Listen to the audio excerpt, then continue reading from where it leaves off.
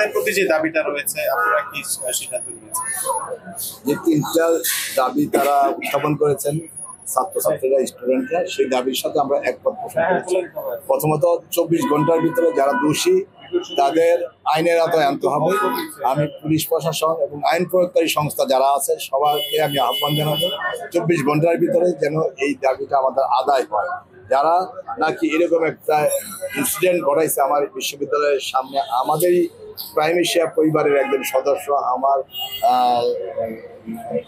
আমার ছেলে সমতুল্য, আমার স্টুডেন্ট, তাকে যেভাবে ইনক্লুড করে তাকে সে নিহত হয়েছে, এই নিহত অবশ্যই আমরা সমস্ত প্রাইমেশিয়ান বিশ্ববিদ্যালয়ের যারা আছি আমরা সবাই এটা দাবি জানাই এবং সরকারকে আহ্বান জানাবো 24 ঘন্টার ভিতরে যারা দোষী সাব্যস্ত হবে তাদের যেন আইনের আওতায় আনা হয়, তাদেরকে অ্যারেস্ট করে যেন তাদের শাস্তি দেওয়া হয়।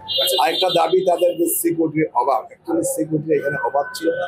সিকিউরিটি গার্ড যারা আছে তারা প্রশিক্ষিত ছিল এবং তারা এক্সপার্ট ছিল।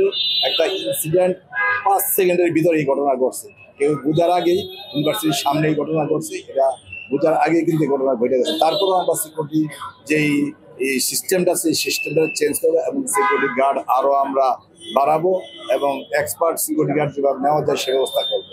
এবং প্রক্টোরিয়াল বডির কথা বলা হয়েছে। প্রক্টোরিয়াল বডি ইতিমধ্যে আমরা 11 সদস্য বিশিষ্ট প্রক্টোরিয়াল বডি আছে। আমরা এই সপ্তাহের ভিতরে আরও প্রক্টোরিয়াল বডি আমরা এটার মধ্যে ইনক্লুড করতে চেয়েছিলাম। তারপর ছাত্রদের দাবির পক্ষে আমরা প্রক্টোরিয়াল বডি আবার ঢেলে সাজাবো ইনশাল্লাহ। এই প্রক্টোরিয়াল বডি কিন্তু ছাত্রদের সাথে আলাপ আলোচনা করে কিন্তু আমরা এই প্রক্টোরিয়াল বডি গঠন করেছি। তাই সার্বিক পরিস্থিতি যে ইউনিভার্সিটিতে আমাদের যারা স্টুডেন্ট আছে তাদের সাথে বহিরাগতদের যোগ সাদৃশ্য এই অ্যাক্সিডেন্টটা হয়েছে আমরা যতটুকু করতে পেরেছি। তারপরে ইনভেস্টিগেশনের মাধ্যমে আমরা একটা প্রক্টোরিয়াল বডি একটা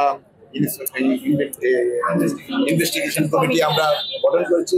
আমাদের ইনভেস্টিগেশন কমিটির রিপোর্ট আসলে আমরা বুঝতে পারবো এবং আইন প্রয়োগকারী সংস্থা বিভিন্ন ফুটেজ এবং বিভিন্ন ভিডিও ফুটেজ নিয়েছে, তারও এটা পরীক্ষা নিরীক্ষা করে দেখবে এবং আগামী 24 ঘন্টার ভিতরে যেন এই যারা অপরাধী তারা যেন শাস্তি পায়, তারা যেন আইনের আওতায় আসে এবং তারা যেন অ্যারেস্ট হয় সে আমি আশাবাদ করতে পারি। এবং সরকারকে আমি আহ্বান জানাবো এই কাজটা যেন সরকার যেন করে, তাহলে আমাদের যত দ্রুত সম্ভব ততই কিন্তু ইউনিভার্সিটির জন্য মঙ্গল। এবং আপনারা কি কোনো স্পেশাল কোনো উদ্যোগ নিচ্ছেন কিনা যে যাদেরকে দায় করে কেস করা হয়েছে? বা আমরা ইতিমধ্যে কেস হয়েছে গতকাল একটা, সেই কেসের মধ্যে আমাদের ইউনিভার্সিটির যিনি রেজিস্ট্রার ব্রিগেডিয়ার জেনারেল আনিস সাহেব তিনি বাদী হতে চেয়েছিলেন, কিন্তু থানার ভারপ্রাপ্ত কর্মকর্তা তিনি বলেছেন যে আপনারা বাদী হলে হবে না, যে নিহত হয়েছে তার ফার্স্ট ব্লাড বা রিলেটিভ যদি বাদী হয় সবচেয়ে ভালো হয়।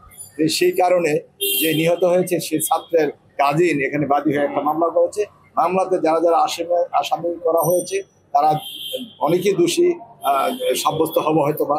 আমি মনে করি যারা দোষী সাব্যস্ত হবে তাদেরকে যেন আইনের আওতায় দ্রুত নেওয়া যায়, সে ব্যবস্থা যেন আইন প্রয়োগকারী সংস্থা করে। যত দ্রুত সম্ভব ততই মঙ্গল। আমরা চাই 24 ঘন্টার ভিতরে আসামি যারা আছেন তারা যেন ধরা পড়ে।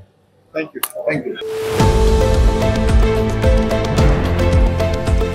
দেশের পাশে বিশ্বের সাথে মেট্রো টিভি।